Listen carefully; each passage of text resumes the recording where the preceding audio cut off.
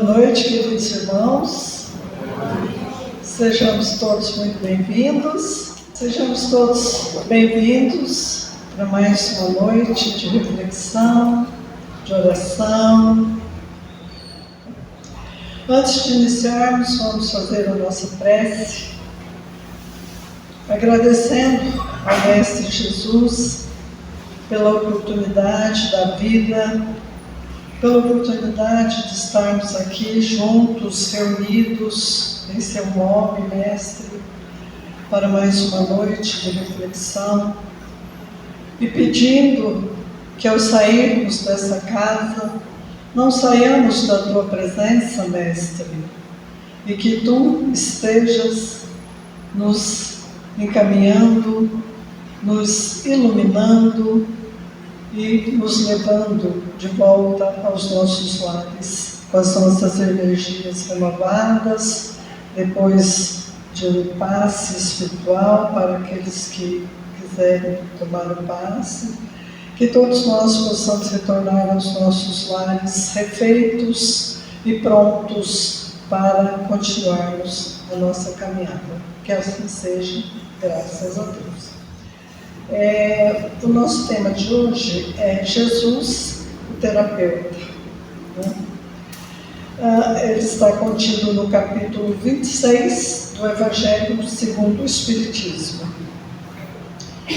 A história de Jesus, acho que todos nós, espíritas, católicos, cristãos, de um modo geral, sabemos que é uma história cheia de desencontros, inclusive de datas, Há quem diga, há historiadores que dizem que Jesus nasceu em julho, há outros que dizem que foi em setembro, e há ainda aqueles que afirmam que ele nasceu 6 anos antes da data que é oficialmente descrita pelas Escrituras, Então há uma série de desencontros com relação ao seu nascimento, Mas antes do seu nascimento, bem antes, muitos anos antes, todos os profetas já diziam da vinda de um Messias, Todos os profetas falavam que haveria de vir aquele que seria o Filho do Senhor, o Filho de Deus, que viria como Salvador dos homens, E esses profetas, eles se dividem em 3 grupos. O primeiro grupo dizia que o Messias viria em forma de rei, que ele seria um homem que habitaria palácios, que seria um homem diferente em termos de povo, porque ele seria um grande rei, um grande ditador, e que teria muitos bens materiais. O segundo grupo já dizia que não, seria um homem simples, um homem do povo, pobre, que não seria nem reconhecido como rei, seria nos termos atuais, digamos, um zanguém, Ele não teria nenhuma postura de um rei, seria humilhado, seria desconsiderado. E tem o terceiro grupo que dizia que sim, seria um professor, seria um mestre, seria um homem que mudaria os paradigmas, da religiosidade, da religião, de um modo geral, que ele influenciaria o pensamento do povo, que ele traria uma nova perspectiva religiosa. Então, esses 3 grupos ficavam apostando quem seria o grupo que teria mais acertos, E é interessante porque muitos profetas falavam desse Messias, mas houve um tempo, antes de Jesus nascer, que os profetas silenciaram, Diz a literatura que durante uns 400 anos aproximadamente, nada se falou a respeito da vinda de Jesus, né? Houve um silêncio total pelos profetas. Nada se dizia, nada se falava a respeito dessa vinda, desse Messias. E nesse período houve digamos que um aproveitamento pelo povo. Já que não temos um líder religioso, não temos, o Messias não vem, não aparece, nenhum profeta manda nenhuma notícia, então vamos aproveitar, né? Vamos criar ídolos, vamos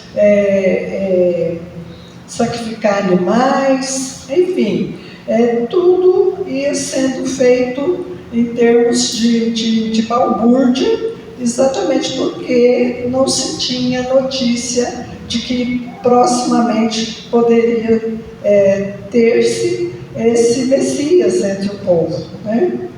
E isso levava a essa confusão.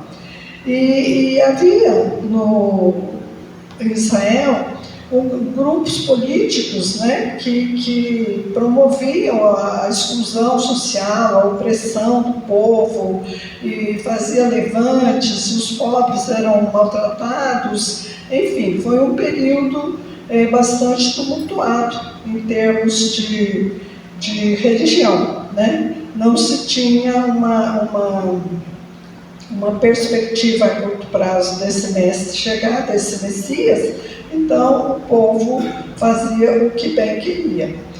E em especial os antigos hebreus, eles acreditavam num Deus rico, num Deus que, para você ter a bênção desse Deus, para você ser querido e protegido por esse Deus no qual eles acreditavam, era necessário que você fosse rico, que você fosse longevo, né? Ou seja, que você vivesse muito, a exemplo de Abraão e outros homens, né? que a gente tem notícia pelo Antigo Testamento. Precisava ser bonito, precisava ser saudável. Então, essas qualidades, quem as tinha eram os queridinhos de Deus. Deus cuidava deles com um carinho especial, dando-lhes fartura, dando-lhes riqueza. E além deles serem ricos, eles tinham que ser prósperos, eles não podiam ter uma riqueza estática, eles precisavam estar sempre amealhando mais e mais, né? Então era interessante essa característica dos filhos de Deus, digamos assim. Embora que os judeus, eles não acreditavam nisso, né? Eles acreditavam que Deus não tinha nada que ver com a fartura dos pastos, né?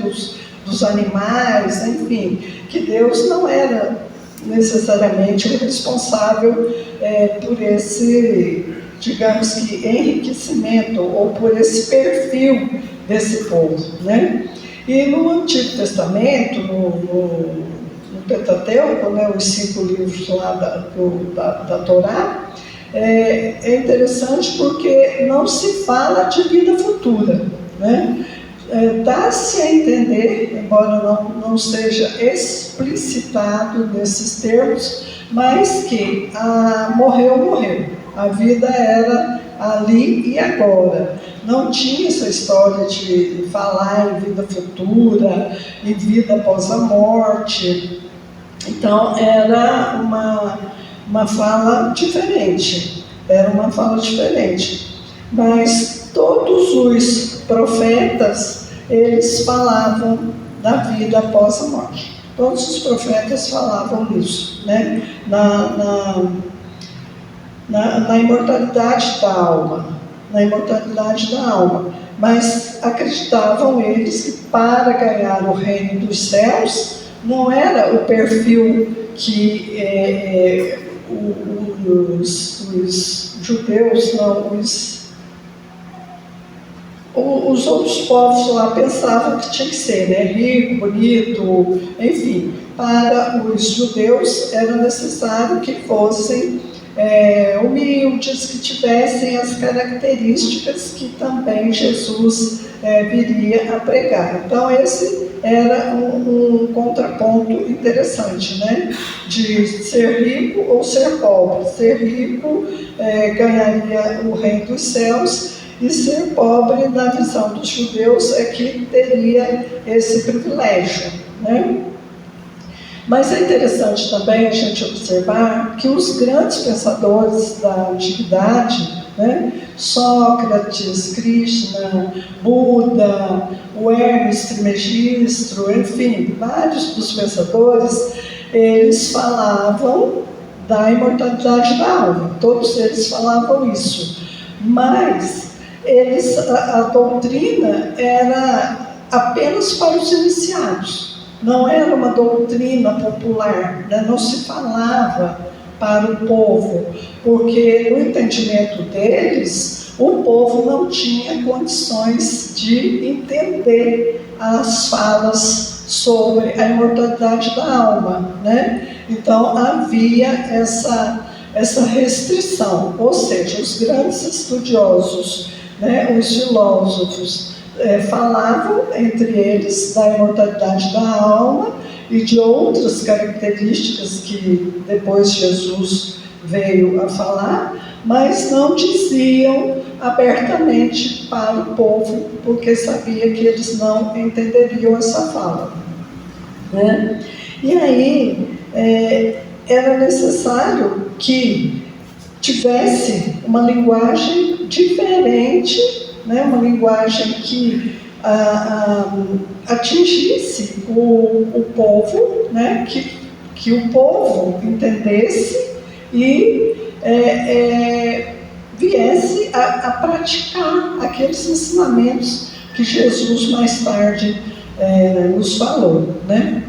E aí vem a questão do nascimento de Jesus. Por que nasceu Jesus? Por que ele nasceu?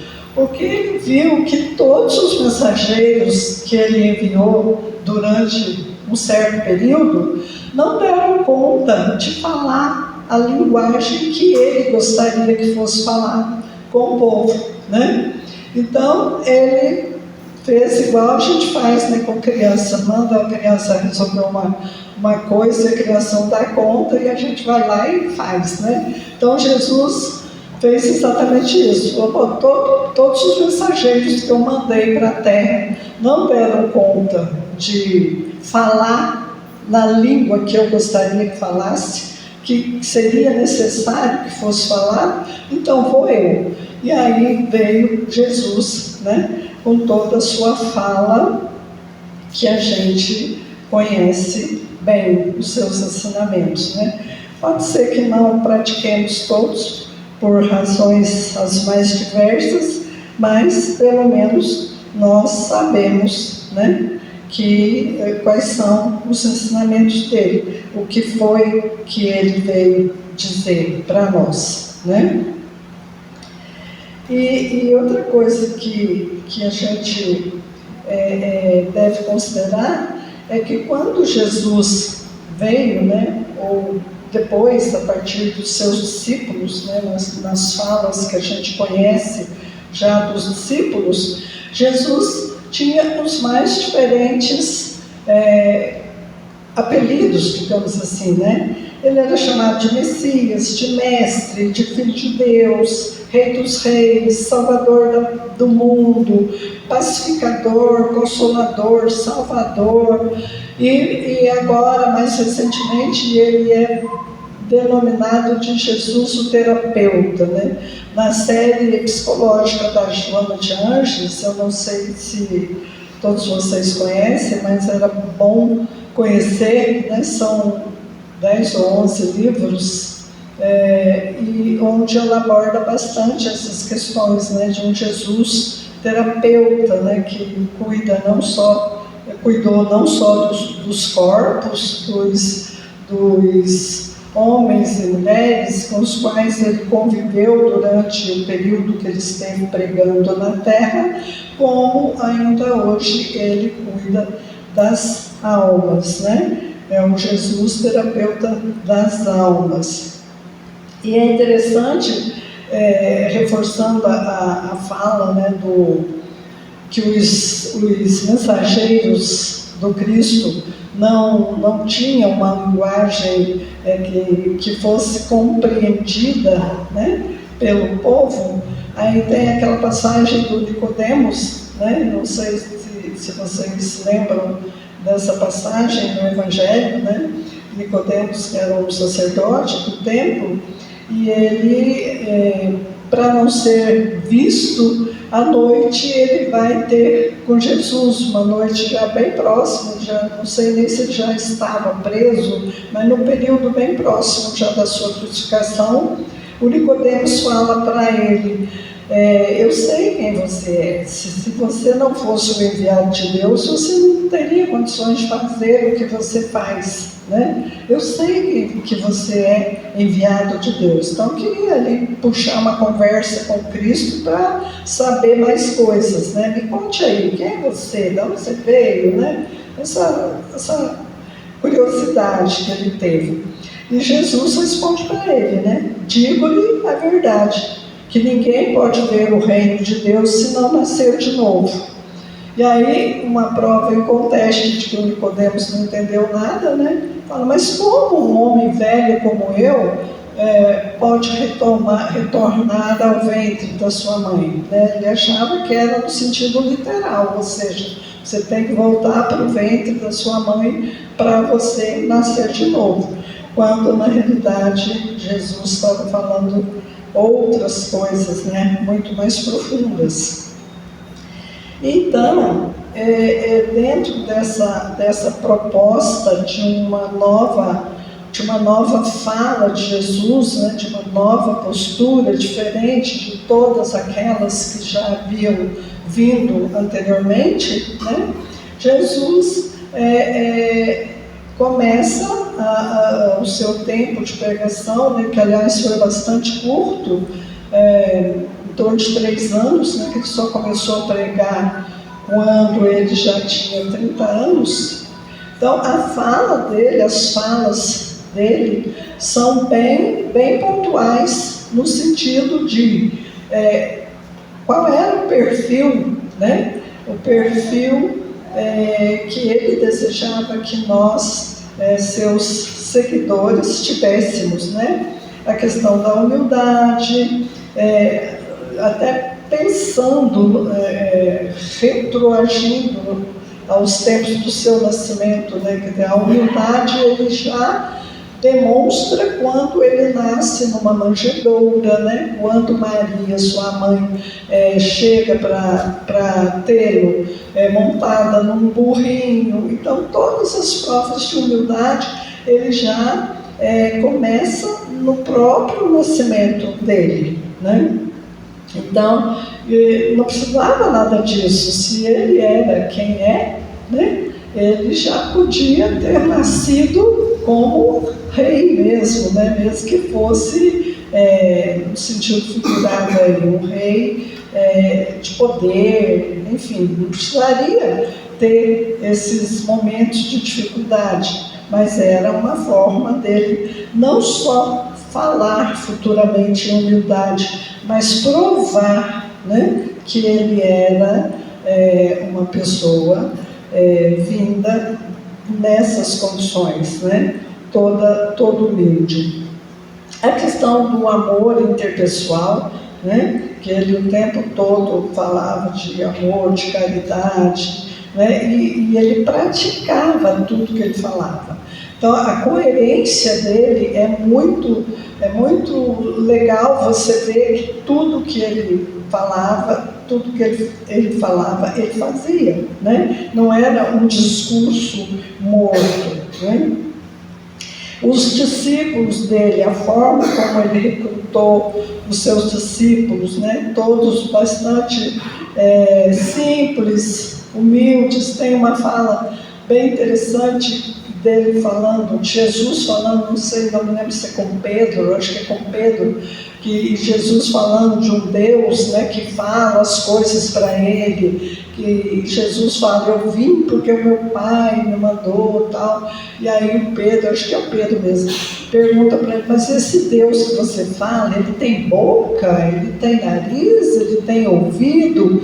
Então o nível de simplicidade dos discípulos que ele elencou para estar com ele, né?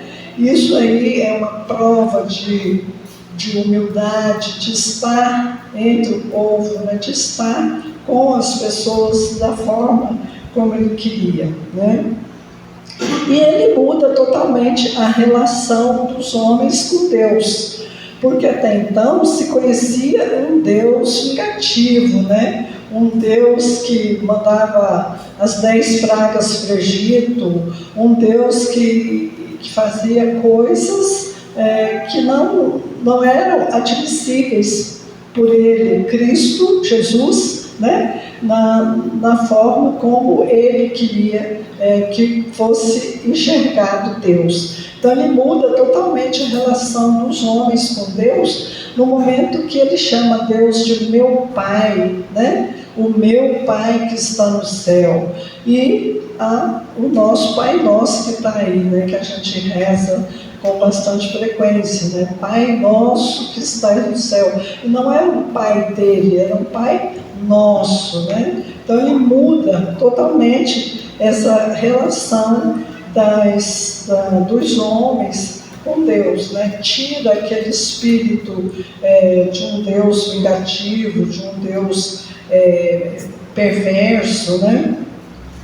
Então, Jesus, todas as curas que ele promoveu enquanto ele andava, né, durante a sua pregação, são curas que são bastante conhecidas, né, dos cegos, daquele paralítico que os amigos colocaram pelo telhado porque não conseguiram entrar pela porta, a própria Maria Madalena, né, que não podia ter filhos, e Jesus sugeriu que ela fosse mãe de todos os órfãos. Então tem uma série de curas que Jesus promoveu no corpo, mas as maiores curas são, sem dúvida nenhuma, as que ele promoveu nas nossas almas, não só nas almas daquelas pessoas com as quais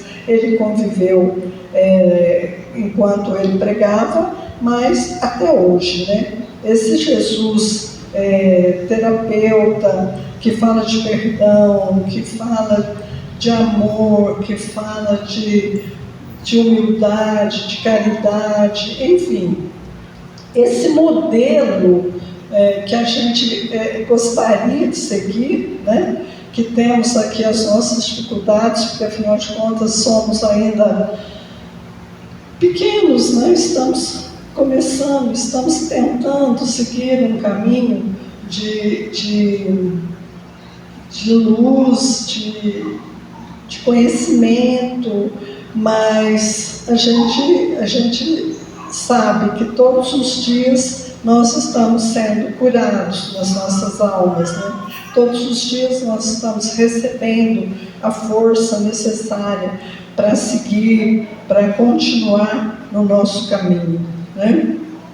É difícil, é muito difícil, mas, enfim, estamos aproximando de um período, né, bastante significativo para nós cristãos, mas nós não queremos pensar num Cristo que morreu por nós. É muito mais confortável, muito mais amoroso a gente pensar num Cristo que nasceu por nós, que viveu por nós e que está, né, pacientemente nos conduzindo nos nossos caminhos, nos dando a luz que nós necessitamos para chegar onde nós pretendemos chegar, nem que seja daqui a alguns milhões de anos, mas que nós tenhamos a força necessária, a fé necessária, a confiança para seguir os seus ensinamentos, né? Que Jesus viva em nós todos os dias de nossas vidas.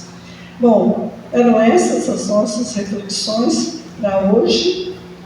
Vamos fazer o nosso encerramento com a nossa prece, agradecendo ao Mestre Jesus a paciência que Ele tem tido conosco, mostrando os melhores caminhos, e mesmo que nós muitas vezes somos desobedientes, somos teimosos, somos ignorantes, e Ele está sempre ali do nosso lado, nos carregando em nossas dores, nos tratando, nos mostrando como fazer, como caminhar, que nós tenhamos renovada a nossa fé, para que um dia nós estejamos bem pertinho dele.